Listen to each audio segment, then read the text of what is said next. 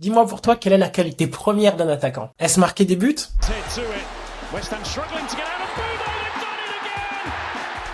Éliminer des défenseurs?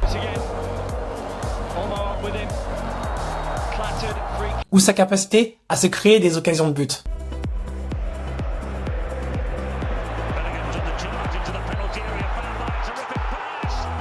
Je suis d'accord avec toi. Marquer des buts, c'est le plus important. Mais, pour marquer des buts, il faut se créer des occasions. Et c'est grâce à la data qu'on va explorer cette qualité. Dans cette vidéo, je vais analyser 5 phénomènes de Ligue 1. Mason Greenwood, Jonathan David, Emmanuel Emaga, Bradley Barcola et Amine Gouiri. On va les analyser avec les XG, les expected goals, et tu vas voir, Emmanuel Emaga mérite beaucoup plus de reconnaissance. D'ailleurs, je suis pas sûr qu'il reste en prêt à Strasbourg. Alors en effet, si on regarde leurs statistiques brutes, ce sont 5 joueurs à plus de 10 buts cette saison. On en a 21 pour Mason Greenwood, 16 pour David, 14 pour Barcola et Emaga, et enfin 13 pour Gouiri. Mais ces chiffres ne disent pas tout. Pour mesurer avec la data la capacité d'un attaquant à générer du danger, il faut regarder sa capacité à créer des passes ou celle à tirer.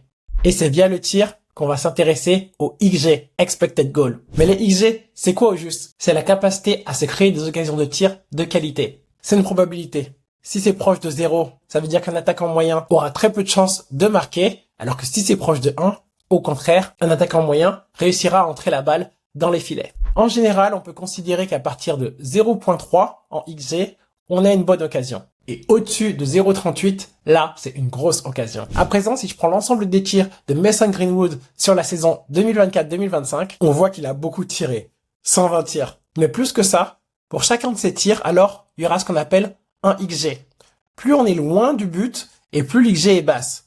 Ici, pour ce point, qui représente un tir face à Saint-Etienne, la qualité était de 0.02, donc très basse. Mais plus on se rapproche du but, et plus les chances de marquer sont élevées. Si maintenant je prends un autre tir qui est beaucoup plus proche, on est passé à un XG de 0.22. C'est-à-dire que si un attaquant moyen se retrouve dans la même situation que Mason Greenwood, il marquera 22 fois sur 100. Et au final, pour connaître les XG d'un joueur sur un match, il suffit de sommer les XG associés à chacun de ses tirs. Et jusqu'à maintenant, j'ai juste parlé de la distance. Plus on se rapprochait du goal adverse, et plus les XG étaient élevés. Mais il y a bien plus que cela. Les XG calculent la qualité de l'occasion au moment du tir. Donc, ça prend en compte la distance, l'angle de tir, si tu tires de ton pied fort, droit, gauche, ou même de la tête, la phase de jeu, est-ce que c'est une contre-attaque, est-ce que c'est un corner, et les meilleurs modèles prennent aussi en compte l'opposition. Est-ce qu'il y a des défenseurs devant, oui ou non? Basé sur les tirs de toutes les saisons précédentes, l'algorithme est entraîné et il est capable de donner un score, une probabilité de marquer à chacune des occasions. Par exemple, sur 10 000 tirs tirés du pied droit à 16 mètres du but, avec un angle central, si sur ces 10 000 tirs, 4 000 sont transformés en but, alors l'XG sera de 0.4 pour ce type de situation.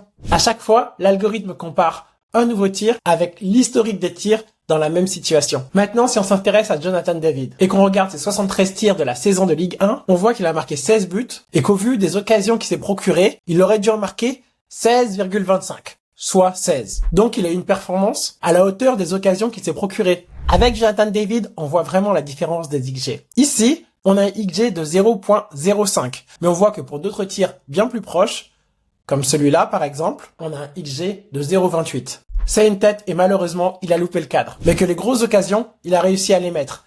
Là, on a un XG de 0.43 qui s'est transformé en but.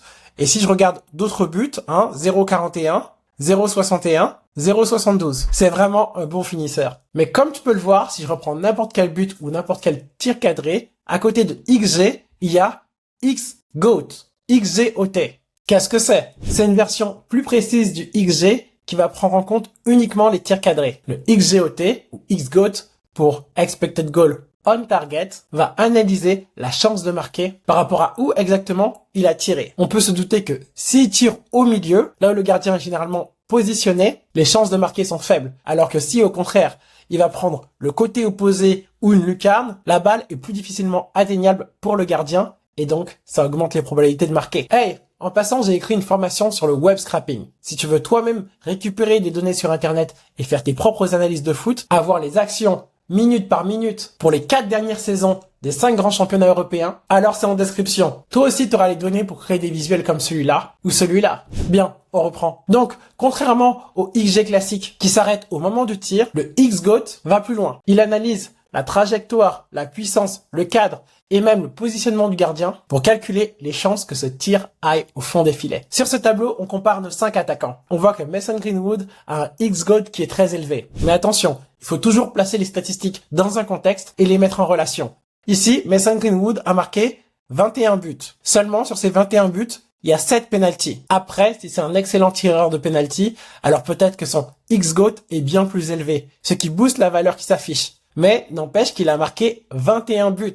Alors qu'au vu de ces occasions, un attaquant moyen en aurait marqué uniquement 16. Et pour dire la vérité, tous ces joueurs n'ont pas joué le même nombre de minutes. Si on rapporte leurs statistiques à leur temps de jeu, on voit que le ratio de buts de Amine Gouiri est plutôt bon, surtout qu'il ne tire aucun penalty. Donc si on revient sur les statistiques de Jonathan David, pour ce but en question, lorsqu'il a tiré, il avait un XG de 0,43. Mais vu où il a placé la balle, le X-GOAT est passé à 0,81. Plus tu places la balle à des endroits impossibles pour le gardien, plus haut sont les chances de marquer. Ici, contre Auxerre, en contre-attaque, d'une occasion où il avait des chances correctes de marquer, il a placé la balle à un endroit où c'était imparable pour le gardien. Bien, alors on a vu le XG, le X-GOAT, mais il nous manque le non-penalty XG. Le XG de toutes les occasions, moins le XG des penalties. Et là, tu peux me dire, mais pourquoi on enlèverait les pénaltys? Alors je suis d'accord avec toi, un penalty c'est un but. Mais le penalty ne donne pas la capacité à se créer une occasion de tir. Car t'es d'accord avec moi, l'attaquant qui provoque la faute n'est pas toujours le tireur. On considère que 3 penaltys sur 4 ou 4 penaltys sur 5 sont marqués. Donc souvent, ils ont un XG qui varie entre 0,75 et 0,80. Ici, si on regarde les penaltys de Greenwood, alors les XG sont toujours de 0,79, mais il sait placer ses tirs, car le X-GOAT est de 0,92. De l'autre côté, 0,80. 0,84 et un joueur très intéressant ici sera Emmanuel Emaga car il a des XG de 16,58. Donc on aurait pu s'attendre à ce qu'il marque 16 ou 17 buts. Même s'il en a marqué que 14, ce n'est pas grave car dans ces 14 buts, il y a 0 penalty et 2, un XG de 16,58 veut dire qu'il est capable de se procurer des occasions de but de qualité. Cet été, il va travailler et l'année prochaine, il marquera encore plus de buts. Ça, c'est garanti. Donc si on compare à présent le nombre de buts et les XG, on voit que Mason Greenwood surperforme. Donc pas dit que l'année prochaine, il marque autant de buts. Amine Gouiri aussi, mais légèrement. Et en plus de ça, il n'a pas eu tant de temps de jeu. Donc il est possible que l'année prochaine, il ait plus de temps de jeu, il a un meilleur rythme et il marque plus ou autant. Jonathan David et Bradley Barcola sont corrects et marquent le nombre de buts qu'on peut s'attendre d'eux. Emmanuel Emaga a sous-performé cette saison. Donc je pense qu'il y a vraiment un potentiel pour lui. Pour conclure, alors qu'est-ce qu'on peut dire des performances de ces 5 joueurs? Alors les XG, une simple statistique. Tu savais que ça révélait autant de secrets? Dis-moi en commentaire quel joueur t'a le plus surpris dans cette analyse. D'ailleurs, si tu veux aller plus loin et récupérer toi-même ces données, j'ai créé une formation complète sur le web scrapping pour récupérer ces données, action par action, pour tous les matchs des 4 dernières saisons des 5 plus grands championnats européens. Que tu sois parieur professionnel, recruteur amateur, simple passionné qui veut creuser les stats, cette formation t'apprend à extraire les données des joueurs automatiquement. Le lien, il est en description. Si cette vidéo t'a plu, alors abonne-toi et active la cloche. Si tu veux toi-même analyser ce tableau, alors clique sur le lien en dessous.